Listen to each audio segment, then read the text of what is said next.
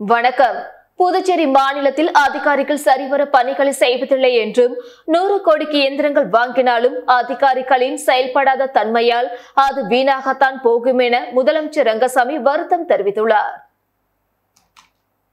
புதுச்சேரி அரசு பொதுப்பணித்துறை மூலம் தனியார் நிறுவனம் மூலம் கழிவுநீர் பராமரிப்பு இயந்திரங்கள் கொள்முதல் செய்வதற்கான ஒப்பந்தம் கையெழுத்திடுதல் நிகழ்ச்சி காமராஜர் மணிமண்டபத்தில் நடைபெற்றது.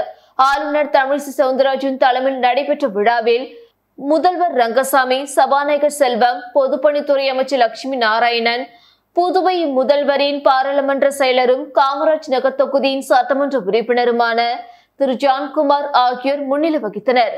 விழாவில் துணைநிலை ஆளுநர் தமிழிசை சவுந்தரராஜன் மற்றும் முதல்வர் ரங்கசாமி ஆகியோர் முன்னிலையில் புரிந்துணர்வு ஒப்பந்தம் கையெழுத்தானது.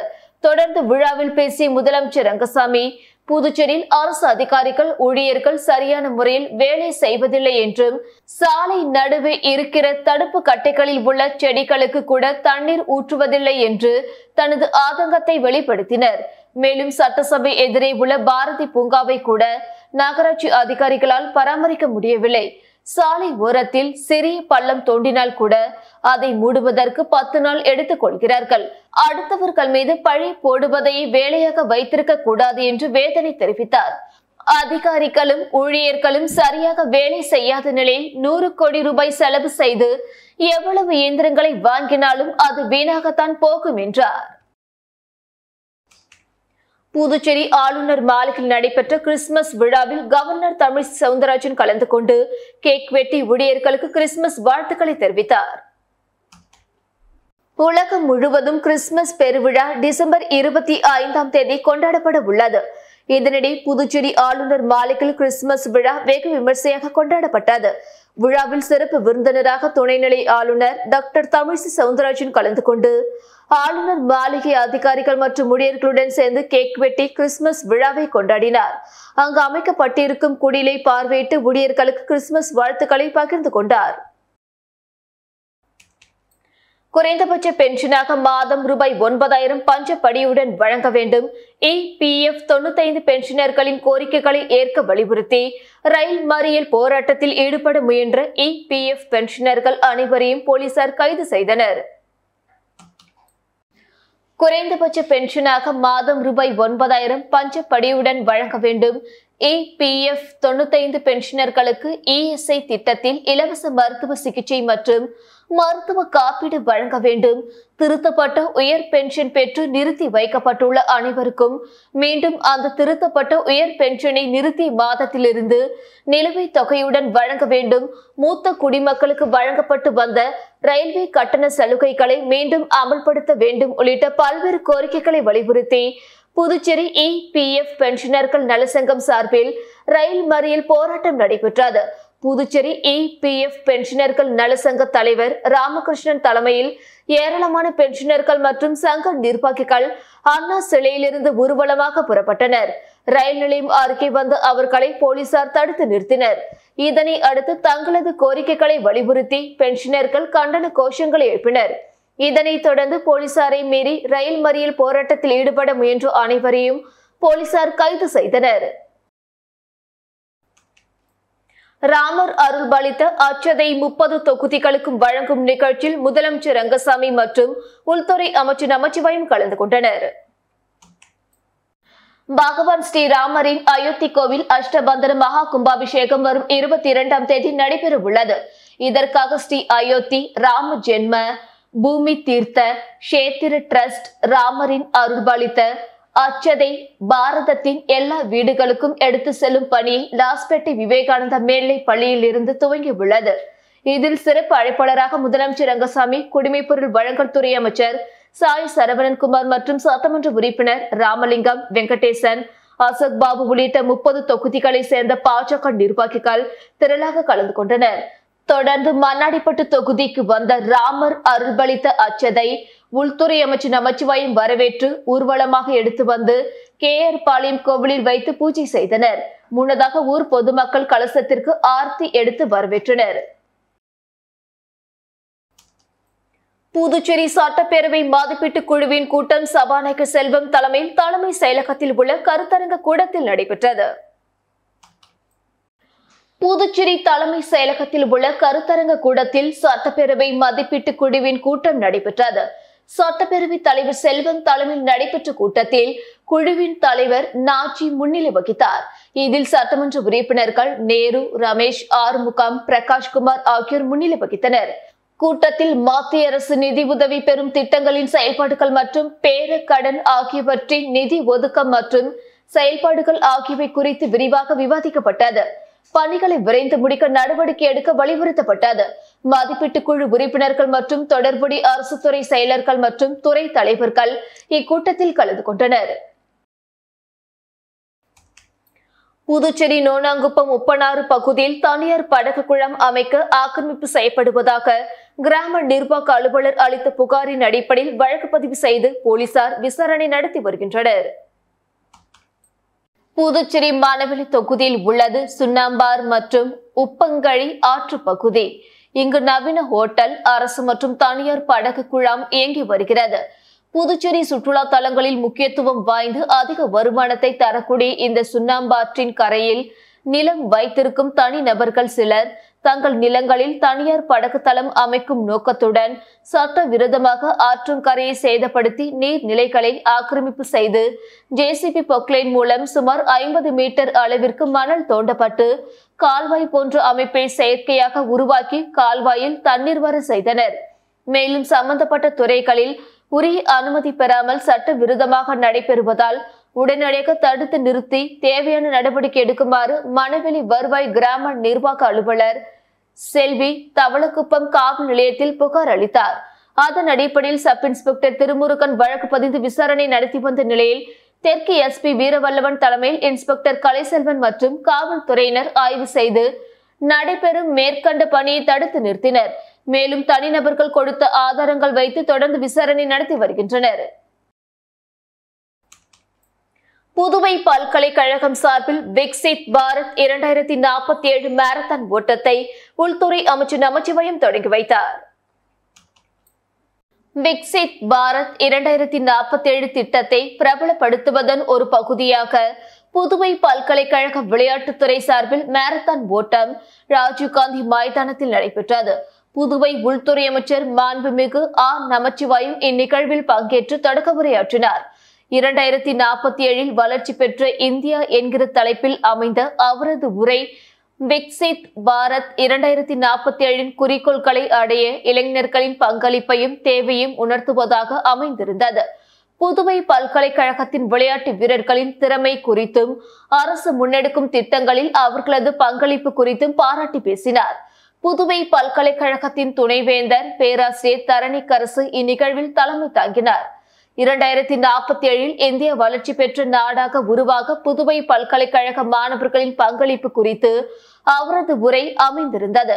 விளையாட்டுத்துறையின் இணை இயக்குனர் பிரவீன் அனைவரையும் வரவேற்று பேசினார். இயக்குனர் பேராசிரியர் இளையராஜா இந்நிகழ்ச்சிக்கான ஏற்பாடுகளை சிறப்பாக ஒருங்கிணைத்திருந்தார். பேராசிரியர்களும் கல்வியாளர்களும் 300க்கும் மேற்பட்ட மாணவர்களும் இந்த மாரத்தான் ஓட்டத்தில் பங்கேற்றனர். புதுவை மாநிலத்தில் 10 மற்றும் 12ஆம் வகுப்பு பொதுத் தேர்வில் சாதனை படைக்கும் அரசு பள்ளி மாணவர்களுக்கு மட்டும் பரிசுத் தொகை வழங்க கவர்னர் ஒப்புதல் அளித்துள்ளார். புதுச்சேரி மாநிலத்தில் 10 மற்றும் 12ஆம் வகுப்பு பொதுத் தேர்வில் மண்டல அளவில் முதல் 3 இடங்களை பிடிக்கும் மாணவர்களுக்கும் தனி பாடங்களில் 100 மதிப்பெண் எடுக்கும் மாணவர்களுக்கும் பரிசுத் தொகை வழங்கும் திட்டம் செயல்படுத்தப்பட்டு வந்தது. இத்திட்டம் கடந்த ஆட்சியில் நிறுத்தப்பட்டது. தற்பொழுது இந்த திட்டத்தை மீண்டும் செயல்படுத்த புதுவை அரசு நடவடிக்கை எடுத்து கவர்னர் மாளிகைக்கு கோப்பு அனுப்பப்பட்டது. இக்கோப்புக்கு கவர்னர் தமிழிசை ஒப்புதல் அளித்துள்ளார். இது தொடர்பாக கவர்னர் மாளிகை செயலகம் வெளியிட்டுள்ள செய்திக்குறிப்பில் புதுச்சேரி மாநில அரசு பள்ளிகளில் 10 மற்றும் 12ஆம் வகுப்பு பொதுத் தேர்வுகளில் மண்டல அளவில் முதல் 3 இடங்களை பிடிக்கும் மாணவர்களுக்கும் தனி பாடங்களில் 100 மதிப்பெண்கள் பெறும் மாணவர்களுக்கும் பரிசு தொகை வழங்கும் திட்டத்தை புதிய விதிமுறைகளோடு மீண்டும் தொடங்குவதற்கான கோப்பிற்கு கவர்னர் தமிழிசை சவுந்தரராஜன் ஒப்புதல் அளித்துள்ளார். அதன்படி புதுச்சேரி மாநில அரசு பள்ளிகளில் மண்டல அளவில் முதல் 3 இடங்களை பிடிக்கும் மாணவர்களுக்கு முறையே ₹20,000, ₹15,000, ₹10,000 பரிசு தொகை மற்றும் தனி பாடங்களில் 100 மதிப்பெண்கள் பெறும் மாணவர்களுக்கு தலா ₹5,000 பரிசு தொகை வழங்கப்படும். இத்திட்டம் 2023 முதல் 2024 கல்வியாண்டு முதல் நடைமுறைப்படுத்தப்படும் என்று அதில் கூறப்பட்டுள்ளது. சுவாச நோய்கள் மற்றும் COVID-19 அதிகரிப்பு குறித்து மத்திய சுகாதாரத்துறை அமைச்சர், மாநில சுகாதாரத்துறை அமைச்சர்கள் மற்றும் அதிகாரிகளுடன் காணொலி காட்சி வாயிலாக உயர்மட்ட ஆய்வுக் கூட்டத்தை நடத்தினர். சுவாச நோய்கள் மற்றும் COVID-19 அதிகரிப்பு குறித்து மாண்புமிகு மத்திய சுகாதாரத்துறை அமைச்சர் திரு மன்சுக் மாண்டவியா அவர்கள் மாநில சுகாதாரத்துறை அமைச்சர்கள் மற்றும் அதிகாரிகளுடன் காணொலி காட்சி வாயிலாக இன்று உயர்மட்ட ஆய்வுக் கூட்டத்தை நடத்தினார். இந்த ஆய்வுக் கூட்டத்தில் மாண்புமிகு முதலமைச்சர் அவர்களின் அறிவுறுத்தலின் பேரில் புதுச்சேரி அரசு சார்பில் மாண்புமிகு பொதுப்பணித்துறை அமைச்சர் திரு லட்சுமி நாராயணன் அவர்கள் புதுச்சேரி சட்டப்பேரவையில் உள்ள முதலமைச்சர் அலுவலகத்திலிருந்து காணொலி காட்சி வாயிலாக கலந்து கொண்டார். COVID-19 உட்பட இன்ஃபுளுன்சா போன்ற நோய் கடுமையான சுவாச நோய்களின் தாக்கம் அதிகரித்திருப்பதால் மத்திய சுகாதாரம் மற்றும் குடும்ப நல அமைச்சகம் வெளியிட்டுள்ள COVID-19க்கான திருத்தப்பட்ட கண்காணிப்பு உத்திக்கான விரிவான செயல்பாட்டு வழிகாட்டுதல்கள் பின்பற்றப்படுவதை உறுதி செய்ய வேண்டுமாறும், போதுமான COVID-19 பரிசோதனை உறுதி செய்யவும், RT-PCR மற்றும் ஆன்டிஜென் சோதனைகளின் பரிந்துரைக்கப்பட்ட பங்கை பராமரிக்கவும் மாநிலங்களுக்கு மாண்புமிகு மத்திய சுகாதாரத்துறை அமைச்சர் அறிவுறுத்தினார். இக்கூட்டத்தில் பிற மாநிலங்களை காட்டிலும் புதுச்சேரியில் COVID-19 நோய் தொற்று மிக மிக குறைவாக உள்ளது என்றும், இருப்பினும் அனைத்து ஆரம்ப சுகாதார நிலையங்கள், துணை சுகாதார மையங்கள் மற்றும் மருத்துவமனைகளிலும் தொற்றை எதிர்கொள்வதற்கான முன்னேற்பாடுகள் செய்யப்பட்டு தயார் நிலையில் வைக்கப்பட்டுள்ளன என்றும் புதுச்சேரி அரசு சார்பில் தெரிவிக்கப்பட்டது. மேலும் மத்திய அரசு காட்டும் அனைத்து வழிமுறைகளையும் புதுச்சேரி அரசு பின்பற்றும் என்றும் தெரிவிக்கப்பட்டது. இக்கூட்டத்தில் மாண்புமிகு சட்டப்பேரவை தலைவர் திரு செல்வம் அவர்கள், அரசு செயலர் திரு பங்கஜ் குமார் ஜா, சுகாதாரத்துறை இயக்குநர் ஸ்ரீராமுலு ஆகியோர் கலந்து கொண்டனர். மீன்வளம் மற்றும் மீனவர் நலத்துறை சார்பில் 33 பயனாளிகளுக்கு முதியோர் உதவித்தொகை சட்டமன்ற உறுப்பினர் பாஸ்கர் என்கிற தட்சிணாமூர்த்தி வழங்கினார். புதுச்சேரி அரசு மீன்வளம் மற்றும் மீனவர் நலத்துறை சார்பாக ஆரியாங்குப்பம் தொகுதியை சேர்ந்த 33 பயனாளிகளுக்கு முதியோர் உதவித்தொகை பெறுவதற்கான அடையாள அட்டையை ஆரியாங்குப்பம் சட்டமன்ற உறுப்பினர் பாஸ்கர் என்ற தட்சிணாமூர்த்தி பயனாளிகளுக்கு வழங்கி தொடங்கி வைத்தார். இதன் மூலம் ஒவ்வொரு மாதமும் தலா ரூபாய் 2500 வீதம் அவர்களது வங்கிக் கணக்கில் செலுத்தப்படும். அரியாங்குப்பம் காமராஜர் திருமண மண்டபத்தில் நடைபெற்ற இந்த நிகழ்ச்சியில் ஊர் முக்கியஸ்தர்கள், NR காங்கிரஸ் நிர்வாகிகள் மற்றும் பொதுமக்கள் பலர் கலந்து கொண்டு சிறப்பித்தனர். வில்லியனூர் வசந்தம் நகர் ஸ்ரீ வசந்த வளம்புரி விநாயகர் ஆலயத்தில் உள்ள தர்ம சாஸ்தா ஐயப்பன் சுவாமிக்கு 108 சங்காபிஷேக விழா வெகு சிறப்பாக நடைபெற்றது. புதுச்சேரி வில்லியனூர் வசந்தம் நகர் பகுதியில் அமைந்துள்ள ஸ்ரீ வசந்த வளம்புரி விநாயகர் ஆலயத்தில் அருள்பாலித்துக் கொண்டிருக்கும் தர்ம சாஸ்தா ஐயப்பன் சுவாமிக்கு 108 சங்காபிஷேக விழா வெகு சிறப்பாக நடைபெற்றது. சங்காபிஷேக விழாவை முன்னிட்டு முன்னதாக சிறப்பு பூஜைகள் செய்து மகா ஹோமம் நடைபெற்றது. இதில் திரளான பக்தர்கள் கலந்து கொண்டு சாமி தரிசனம் செய்தனர். தொடர்ந்து ஆலயத்தில் உள்ள ஐயப்பன் சுவாமிக்கு பால், தயிர், விபூதி, சந்தனம், பன்னீர், பழங்கள் உள்ளிட்ட பல்வேறு வாசனை திரவியங்களால் சிறப்பு அபிஷேக ஆராதனைகள் செய்யப்பட்டது.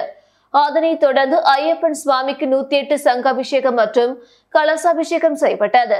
மேலும் சுவாமிக்கு மகா தீபாராதனை காண்பிக்கப்பட்டது. விழாவில் கலந்து கொண்ட பக்தர்கள் அனைவருக்கும் பிரசாதம் வழங்கப்பட்டது. புதுச்சேரியில் கிறிஸ்துமஸ் மற்றும் புத்தாண்டுகளுக்கு அனுமதி இன்றி இசை மற்றும் கேளிக்கை நிகழ்ச்சிகள் நடத்தினால் கடுமையான நடவடிக்கை எடுக்கப்படும் என புதுவை நகராட்சி ஆணையர் எச்சரிக்கை விடுத்துள்ளார். இது தொடர்பாக புதுச்சேரி நகராட்சி ஆணையர் சிவக்குமார் வெளியிட்டுள்ள செய்திக்குறிப்பில், புதுச்சேரி நகராட்சி எல்லைக்குட்பட்ட பகுதியில் 2023ஆம் ஆண்டு கிறிஸ்துமஸ் மற்றும் 2024ஆம் ஆண்டு புத்தாண்டு தினத்தை முன்னிட்டு நட்சத்திர ஹோட்டல்கள், பிற ஹோட்டல்கள், தங்கும் விடுதிகள் மற்றும் திறந்தவெளி உள்ளிட்ட இதர இடங்களில் அரசால் அனுமதிக்கப்பட்ட நேரத்தில் உணவு, மது வகைகள் ஆகியவற்றுடன் DJ, மெல்லிசை நிகழ்ச்சிகள் உள்ளிட்ட இதர கேளிக்கை நிகழ்ச்சிகள் நடத்துவதாக இருந்தால் புதுச்சேரி நகராட்சி சட்டம் 1973 பிரிவு 348 மற்றும் புதுச்சேரி நகராட்சி விதிகள் 1980 மற்றும் புதுச்சேரி நகராட்சி கேளிக்கை வரி விதிகள் 1976 ஆகியவற்றின்படி நகராட்சி வருவாய் பிரிவு 2 உரிய கட்டணங்களான கேளிக்கை உரிமம் கட்டணம் 355 படி வர்த்தக உரிமம் கட்டணம் மற்றும் திடக்கழிவு அகற்றும் கட்டணம் ஆகியவற்றை செலுத்தி உரிய உரிமங்களை பெற்றுக்கொள்ள வேண்டும். அத்துடன் நகராட்சி வருவாய் பிரிவு 1 கேளிக்கை நிகழ்ச்சிகளின் கட்டண தொகையில் 25% கேளிக்கை வரி செலுத்த வேண்டும். பொது இடங்களில் பெரிய அளவில் நிகழ்ச்சி நடத்துவதாக இருந்தால் புதுச்சேரி மாவட்ட ஆட்சியர், கலால்துறை துணை ஆணையர், காவல்துறை சட்டம் ஒழுங்கு சீனியர் எஸ்பி, போக்குவரத்து எஸ்பி, மண்டல தீயணைப்புத்துறை அதிகாரி ஆகியோரின் ஒப்புதல் சான்றிதழ்களை சமர்ப்பித்திட வேண்டும். மேலும் கிறிஸ்துமஸ் மற்றும் புத்தாண்டு நிகழ்ச்சிகள் என்ற பெயரில் பொதுமக்களுக்கும் போக்குவரத்துக்கும் இடையூறு செய்வதோ, பண்பாடு மற்றும் கலாச்சாரத்தை மீறும் வகையிலோ, பிறர் மனம் புண்படும் வகையிலோ செயல்படுதல் கூடாது. புதுச்சேரி நகராட்சியின் அனுமதி இல்லாமலும் கேளிக்கை வரி செலுத்தாமலும் நிகழ்ச்சிகள் நடத்தினால் அத்தகைய நிறுவனங்களின் மீது கடும் நடவடிக்கை எடுப்பதுடன் நகராட்சி வர்த்தக உரிமம் கண்டிப்பாக ரத்து செய்யப்படும். மேலும் புதுச்சேரி நகரின் அழகையும் தூய்மையையும் பேணுவதுடன் சமூக இடைவெளி நெறிமுறைகளை கண்டிப்பாக பின்பற்றுமாறு கேட்டுக்கொள்ளப்படுகிறது என்று அவர் கூறியுள்ளார். அயோத்தி ஸ்ரீராமர் கோவிலிலிருந்து வரவழைக்கப்பட்ட கலச நீரானது உசுடு தொகுதி கூடப்பாக்கம் வரதராஜ பெருமாள் கோவில் வந்தடைந்தது. உத்தரப்பிரதேச மாநிலம் அயோத்தி ஸ்ரீராமர் கோவில் கும்பாபிஷேக விழா ஜனவரி மாதம் 22ஆம் தேதி நடைபெற உள்ளது. அதனையொட்டி அயோத்தியிலிருந்து வரவழைக்கப்பட்ட கலச நீரானது இந்தியா முழுவதும் தமிழ்நாடு, புதுச்சேரி உள்ளிட்ட அனைத்து பகுதிகளுக்கும் கலச நீரானது சென்றடைகிறது. மேலும் புதுச்சேரியில் உள்ள 30 தொகுதிகளுக்கும் ஒவ்வொரு கலச நீர் வந்துள்ளது.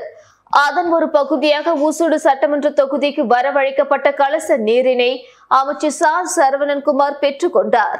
இதனைத் தொடர்ந்து ஊசுடு தொகுதிக்குட்பட்ட கூடப்பாக்கம் பகுதியில் அமைந்துள்ள ஸ்ரீ வரதராஜ பெருமாள் ஆலயத்தில் கலச நீரானது வந்தடைந்தது. தொடர்ந்து ஆலயத்தை சுற்றி கலச நீரானது உட்பிரகாரம் வந்து ஆலயத்தில் உள்ள ஸ்ரீராமர் சிலை அருகே கலச நீரானது வைக்கப்பட்டு திருமஞ்சனம், அர்ச்சனைகள் செய்யப்பட்டு தீப ஆராதனை உள்ளிட்டவை நடைபெற்றது. காவல்துறைக்கென தேசிய அளவில் நடைபெற்ற T20 கிரிக்கெட் போட்டியில் புதுச்சேரி மாநில காவல்துறை அணி வெற்றி பெற்று அரை இறுதிக்கு தகுதி பெற்றுள்ளது. குஜராத் மாநிலம் வடோதரா காவல்துறை கிரிக்கெட் மைதானத்தில் தேசிய அளவில் காவல்துறைக்கான T20 கிரிக்கெட் போட்டி கடந்த 15ஆம் தேதி துவங்கி நடந்து வருகிறது. போட்டியில் குஜராத், சண்டிகர், கோவா, புதுச்சேரி, டையூ டாமன் மாநில போலீஸ் அணிகள், ராபிட் ஆக்சன் போர்ஸ் மற்றும் IP எனும் இன்டெலிஜென்ட் பீரோ போலீஸ் அணிகள் கலந்து கொண்டுள்ளனர். இதில் புதுச்சேரி போலீஸ் அணிக்கு SP வம்சிதர் ரெட்டி கேப்டனாக உள்ளார். இதில் சண்டிகர் ராபிட் ஆக்சன் போர்ஸ் அணிக்கு எதிராக விளையாடி அபார வெற்றி பெற்று முதல் முறையாக அரை இறுதி போட்டிக்கு புதுச்சேரி அணி தேர்வு பெற்றது. இப்போட்டியில் ஆட்ட நாயகன் விருது புதுச்சேரி அணியின் பிரபுவுக்கு வழங்கப்பட்டது. புதுச்சேரி காலாப்பட்டு தொகுதிக்குட்பட்ட கருவடிக்குப்பம் பகுதியில் விநியோகம் செய்யப்படும் குடிநீரில் கழிவுநீர் கலப்பதை தடுத்திட நடவடிக்கை எடுக்க வலியுறுத்தி வன்னியர் பாதுகாப்பு பேரியக்கத்தின் நிறுவன தலைவர் செந்தில் முதல்வர் ரங்கசாமியை சந்தித்து கோரிக்கை மனு அளித்தார். புதுச்சேரி வன்னியர் பாதுகாப்பு பேரியக்கத்தின் நிறுவன தலைவர் செந்தில் தலைமையில் நிர்வாகிகள் சட்டப்பேரவையில் முதல்வர் ரங்கசாமியை நேரில் சந்தித்து கோரிக்கை மனு ஒன்றை அளித்தனர்.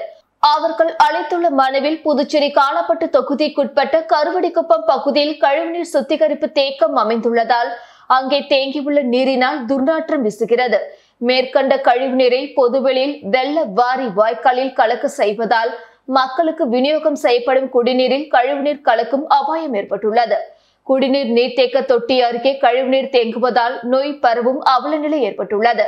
எனவே காலாப்பட்டு தொகுதியில் உள்ள அனைத்து மேல்நிலை மற்றும் கீழ்நிலை நீர்த்தேக்க தொட்டிகள் என அனைத்தையும் மாதந்தோறும் சுத்தம் செய்து தூய்மையான குடிநீர் வழங்கிட நடவடிக்கை எடுக்க வேண்டும் என குறிப்பிடப்பட்டுள்ளது. புதுச்சேரி அரசு ஆதிதிராவிட நலத்துறை மூலம் வில்லியனூர் தொகுதிக்குட்பட்ட 33 பயனாளிகளுக்கு திருமண உதவித் தொகைக்கான ஆணையை எதிர்க்கட்சித் தலைவர் சிவா வழங்கினார்.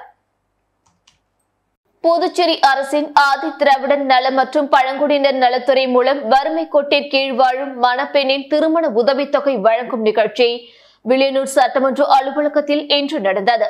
இந்த நிகழ்ச்சியில் தொகுதி சட்டமன்ற உறுப்பினரும் சட்டமன்ற எதிர்க்கட்சி தலைவருமான சிவா கலந்து கொண்டு வில்லியனூர் தொகுதியை சேர்ந்த 33 பயனாளிகளுக்கு தலா ரூபாய் 1 லட்சம் வீதம் ரூபாய் 33 லட்சத்திற்கான திருமண உதவித்தொகைக்கான ஆணைகளை வழங்கினார்.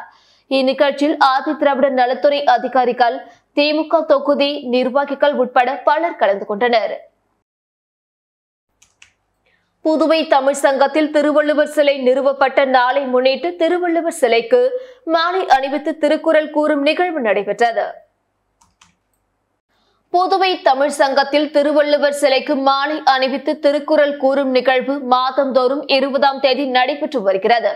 தமிழ் சங்க தலைவர் முனைவர் முத்து தலைமையில் நடைபெற்ற விழாவில் சிறப்பு விருந்தினராக சட்டமன்ற உறுப்பினர் அசோக் பாபு பங்கேற்று திருவள்ளுவர் சிலைக்கு மாலை அணிவித்து திருக்குறள் கூறினார். இந்த நிகழ்ச்சியில் புதுவை தமிழ் சங்க செயலர் சீனு மோகன்தாஸ், துணைத் தலைவர் திருநாவுக்கரசு, பொறியாளர் பாலசுப்பிரமணியன், ஆட்சிக்குழு உறுப்பினர் தமிழ் மாமணி உசேன், ராகுல் காந்தி தேசிய பேரவைத் தலைவர் R.E. சேகர், கலை மாமணி ராஜா, பொறியாளர் சுரேஷ்குமார், சிவேந்திரன், கவிஞர் ஆனந்தராசன், தொழிலதிபர் பொற்செழியன், சண்முகம் மற்றும் பலர் கலந்து கொண்டனர். அரியாங்குப்பம் கொம்யூன் பஞ்சாயத்துக்குட்பட்ட பகுதிகளில் கிறிஸ்துமஸ் மற்றும் புத்தாண்டு கொண்டாட்ட நிகழ்ச்சிகளுக்கு கொம்யூன் பஞ்சாயத்து அலுவலகத்தில் உரிய அனுமதி பெற வேண்டுமென அறிவிக்கப்பட்டுள்ளது. அரியாங்குப்பம் கொம்யூன் பஞ்சாயத்திற்குட்பட்ட பகுதிகளில் கிறிஸ்துமஸ் மற்றும் புத்தாண்டு நிகழ்ச்சிகளுக்கு ஏற்பாடு நடந்து வருகிறது. நட்சத்திர ஹோட்டல்கள், பிற ஹோட்டல்கள், தங்கும் விடுதிகள், திறந்தவெளி உள்ளிட்ட இடங்களில் அரசால் அனுமதிக்கப்பட்ட நேரத்தில் உணவு, மது வகைகள் ஆகியவற்றுடன் டிஜே, மெல்லிசை நிகழ்ச்சிகள் நடத்துவதற்கு அரியாங்குப்பம் கொம்யூன் பஞ்சாயத்தில் கேளிக்கை வரி மற்றும் வர்த்தக உரிமம் கட்டணம் ஆகியவற்றை செலுத்தி உரிய உரிமங்களை பெற்றுக்கொள்ள வேண்டும். அத்துடன் கட்டண தொகையில் 25% கேளிக்கை வரி செலுத்துதல் வேண்டும். பொது இடங்களில் பெரிய அளவில் நிகழ்ச்சி நடத்துவதாக இருந்தால் புதுச்சேரி மாவட்ட ஆட்சியர், துணை ஆட்சியர், கலால், சட்டம் ஒழுங்கு காவல் கண்காணிப்பாளர், போக்குவரத்து காவல் கண்காணிப்பாளர் மற்றும் கோட்ட தீயணைப்பு அதிகாரி ஆகியோரின் ஒப்புதல் சான்றிதழ்களை சமர்ப்பிக்க வேண்டும். கிறிஸ்துமஸ் மற்றும் புத்தாண்டு நிகழ்ச்சிகள் என்ற பெயரில் பொதுமக்களுக்கும் போக்குவரத்துக்கும் இடையூறு செய்யக்கூடாது. கலாச்சாரத்தை மீறும் வகையில் பிறர் மனம் புண்படும் வகையில் செயல்படக்கூடாது. அரியாங்குப்பம் கொம்யூன் பஞ்சாயத்தின் அனுமதி இல்லாமல் கேளிக்கை வரி செலுத்தாமல் நிகழ்ச்சிகள் நடத்தினால் கடும் நடவடிக்கை எடுப்பதோடு வர்த்தக உரிமம் ரத்து செய்யப்படும் என தெரிவித்துள்ளனர். ஜனவரி 31ஆம் தேதிக்குள் கணக்கு சமர்ப்பிக்காத அரசு துறைகள், தன்னாட்சி அமைப்புகள், சார்பு நிறுவனங்களுக்கு எந்த உதவி மானியங்களும் அளிக்கப்படாது என நிதித்துறை மீண்டும் எச்சரித்துள்ளது. பல அரசு துறைகள், தன்னாட்சி அமைப்புகள், சார்பு நிறுவனங்கள் பல ஆண்டுகளாக முறையாக கணக்குகளை சமர்ப்பிப்பதில்லை. பலமுறை சொல்லி பார்த்த புதுச்சேரி அரசு கடந்த 15ஆம் தேதிக்குள் கணக்கு சமர்ப்பிக்க அறிவுறுத்தியிருந்தது. ஆனாலும் சமர்ப்பிக்கவில்லை. நிதித்துறை மீண்டும் ஒரு எச்சரிக்கை சுற்றறிக்கை அனுப்பியுள்ளது. அதில் ஜனவரி 31ஆம் தேதிக்குள் 2023 முதல் 2023 வரையிலான கணக்கு வழக்குகளை சமர்ப்பிக்க வேண்டும். இல்லையெனில் உதவி மானியங்களுக்கு ஒப்புதல் தர முடியாது என திட்டவட்டமாக அறிவித்துள்ளது. இந்த விஷயத்தில் அரசு துறை செயலர்கள் தனி கவனம் செலுத்த வேண்டுமென நிதித்துறை உத்தரவிட்டுள்ளது. ஆதி திராவிடர் நல மற்றும் பழங்குடியினர் நலத்துறை மூலம் 8 பயனாளிகளுக்கு உயர்த்தப்பட்ட திருமண உதவித்தொகை 7,75,000 வழங்குவதற்கான ஆணையை சட்டமன்ற உறுப்பினர் பாஸ்கர் என்கிற தட்சிணாமூர்த்தி வழங்கினார்.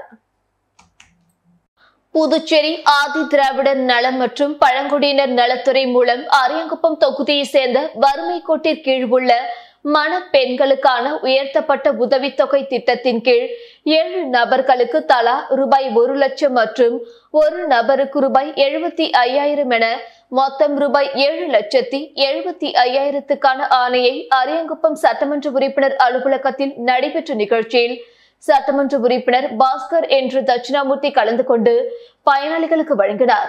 மேலும் இந்த உதவித்தொகை பயனாளிகளின் வங்கி கணக்கில் நேரடியாக செலுத்தப்பட உள்ளது.